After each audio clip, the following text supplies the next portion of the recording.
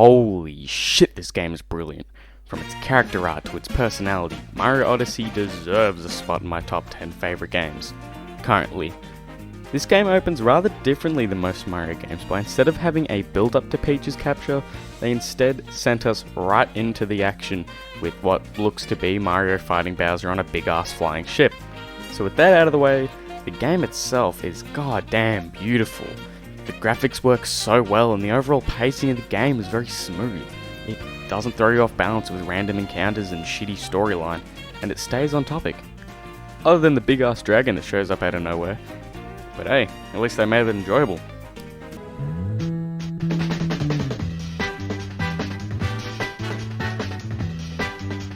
My goodness, this game has very smooth controls. They are very responsive, fast, not clunky at all, and they really make the game feel good to play. Because you see these other big budget games like GTA 5 for instance, where yes, the movement is meant to be somewhat realistic, it still feels very, in a way, slow. And that's why Mario Odyssey is good at what it does. The movement makes trekking across kingdoms very easy. It isn't like some games where it's a huge landscape with so much to do. It's a series of small areas with a lot to do, in whatever time you want. On topic with the moveset, we have the triple jump, long jump, backflip, dive, ground pound, spin, and hat throw.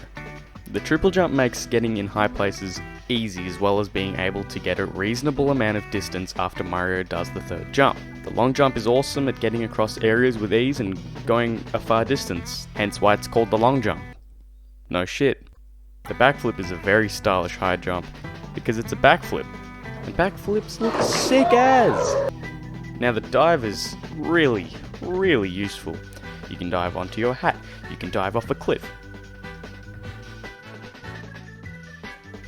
You can dive just anywhere you like, and it is very fun to use. Now I'm not going to go too into the ground pound because it's essentially like the backflip and the triple jump, only it can get you a little higher up. The spin can be used in two different ways, on the ground and in the air. On the ground, you can throw your hat and it can cover up large areas, and also when you jump while spinning, you will gently float back down to earth.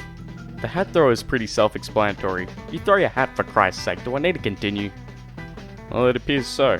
Not only can you throw the hat, it will come back to you, and you can turn into an enemy.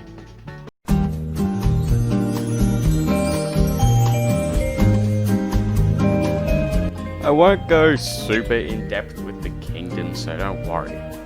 From the Hat Kingdom to the Moon, each kingdom has its own character's life, personality, and overall great aesthetic. The Hat Kingdom is a rather spooky area with ghost hats. Who the hell thought it was a good idea to make ghost hats? Anyway, it's a dark setting and characters make the whole area feel as though we are in a Tim Burton movie. The only thing that they were missing was a dog. Oh wait, there is a dog. But it's on the ship, so I guess it doesn't count. With the Cascade Kingdom, it's the complete opposite to the Hat Kingdom. It's set in the daytime, it's got a big dinosaur, it actually has life. The kingdom looks really clean and they made it feel as though no human has ever been there, by having natural rock formations, no buildings, and a dinosaur. The Sand Kingdom reminds me of my hometown, Australia, where only a little bit of it is actually populated with people, and not deadly animals and desert. I don't know why, but I really like the Sand Kingdom, just the way it feels and the overall aesthetic works with its surroundings. And the clever part of it is the fact that it's a frozen desert. Who comes up with this? Wood Kingdom is a very fun area and looks like you're in a greenhouse. The Lake Kingdom is somehow less of a water level than the Seaside Kingdom. Still fun its own way, but I feel like Seaside did it better. Metro Kingdom is by far my favourite kingdom, because there is so much character and it looks so good. Ah, it's awesome! Snow Kingdom is alright. It isn't the best one there is. It's just a little boring. Sort of like the Moon, where all there is a boss fight and nothing much else to do. Luncheon is also a favourite.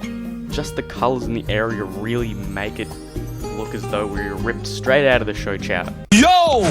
What's up, diggity dogs? Bowser's Kingdom is also a good one. What else? Cloud and Ruined? Nah. Oh, Lost Kingdom. Yeah, that's a real good one. Never used to be a fan of it, but my god, it's a really good one. And there are a few I'm not going to mention because I want you to play the game, so I'm not going to mention them.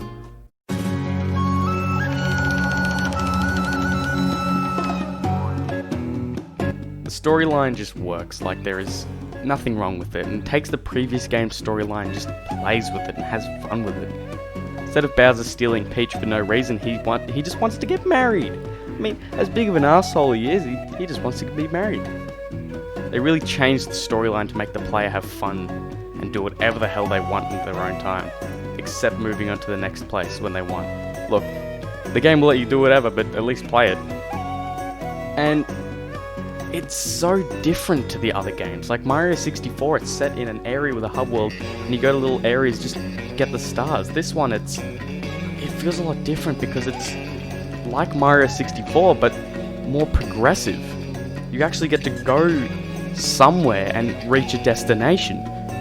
And I feel like that's why it does a little better than Mario 64. The storyline is actually very interesting. Don't get me wrong, Mario 64 was revolutionary.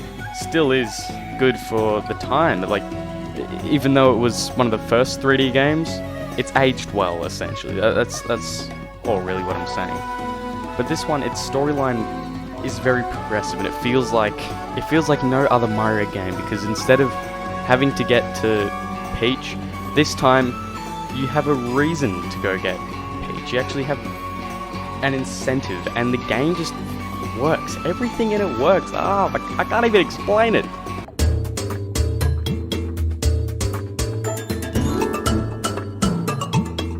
I'll talk a little about the character art. Now, the character art is awesome. Now, you know me, you've seen some of my recent art pieces, so you know that I'm fairly artistic. So you know that art is like at least one of the things that I prioritize when it comes to games and movies. Because you don't want a game to look shit. You want it to look good and have fun time. And Mario is such a simple character to make, which makes it hard to screw up his character art. And this game, he looks 100 times better and cleaner than any other Mario game, in my opinion. Graphics in this game are smooth and in some cases realistic.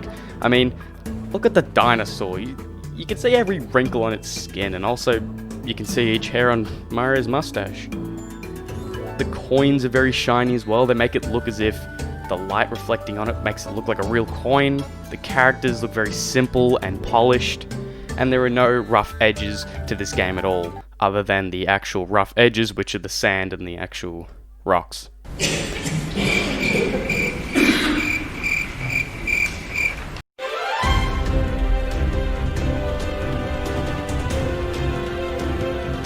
Each level, each character, each song make up this brilliant and fantastic game, which is easily one of my favorite games, and you should play it as well. Keep in mind, this isn't sponsored by anyone, I just thought of making a review of it. And, in the words of IGN, this game makes you really feel like Mario.